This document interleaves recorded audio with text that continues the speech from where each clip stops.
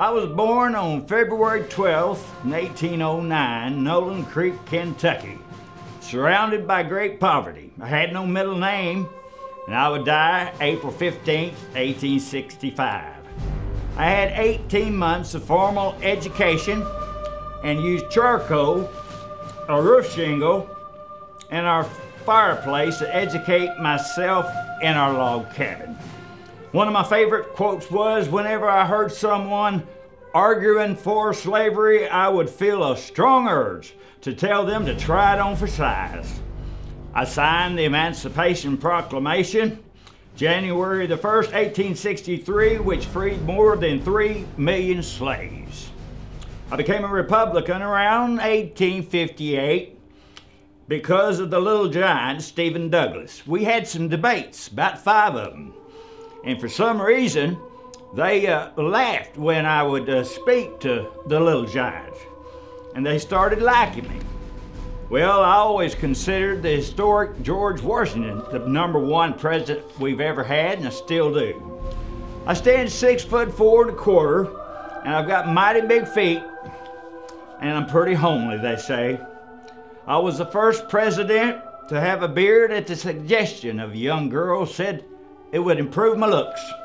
I doubt that it did.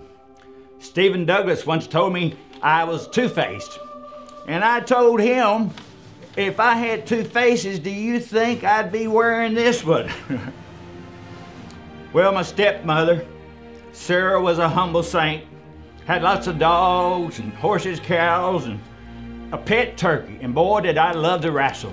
6'4" 1/4" and 38-inch arms, I could work you over. My wife was the wealthy Mary Todd Lincoln. We had 4 boys. All would die but Robert.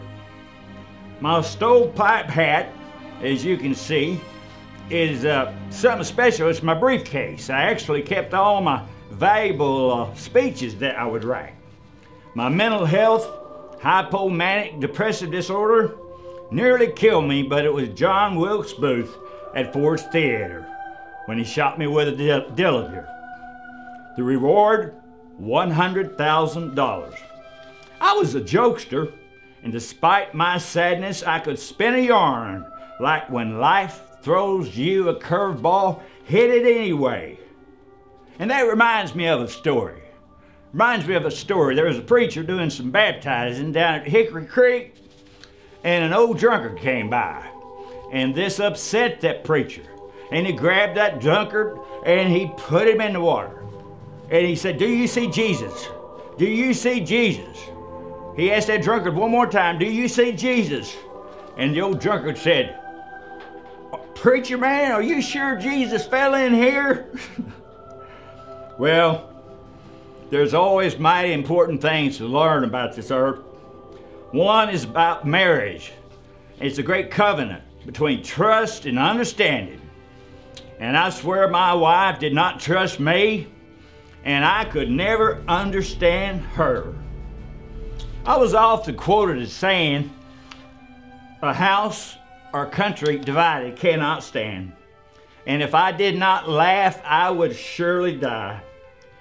I remember my mammy's prayers and sayings, and they always followed me. She said, "Abe, if you got a big tree, before you start chopping, you start sharpening that edge."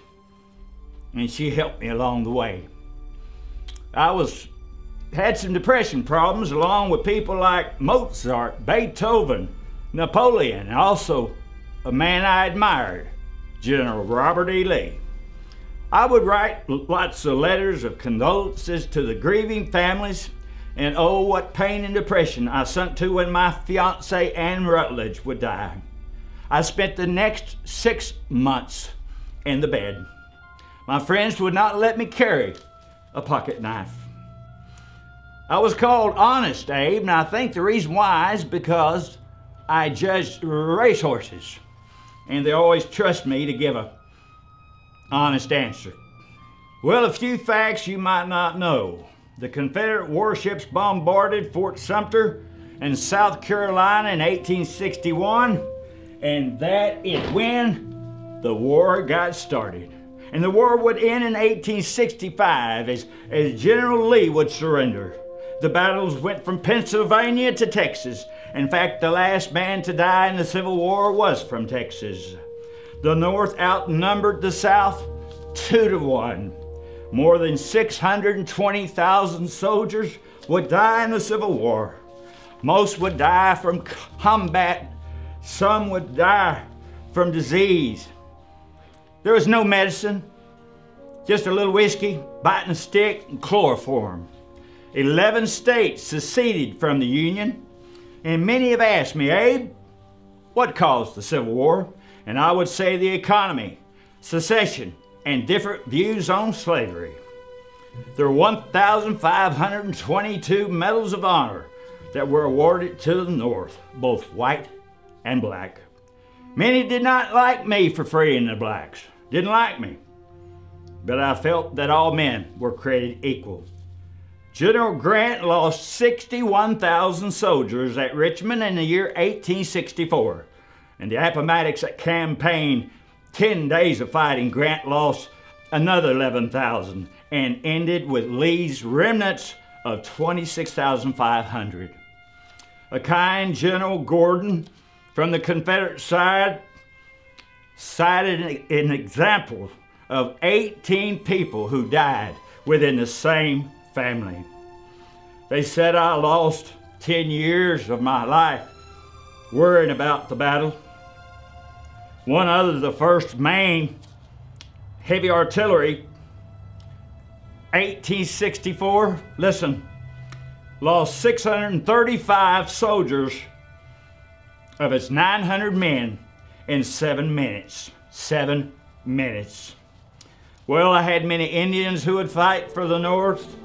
36,000 blacks would die and fight for the North. And I was truly honored to see them rise to the occasion to fight for unity and equality. And here comes the battle of all battles, Gettysburg. And that reminds me of the worst of times.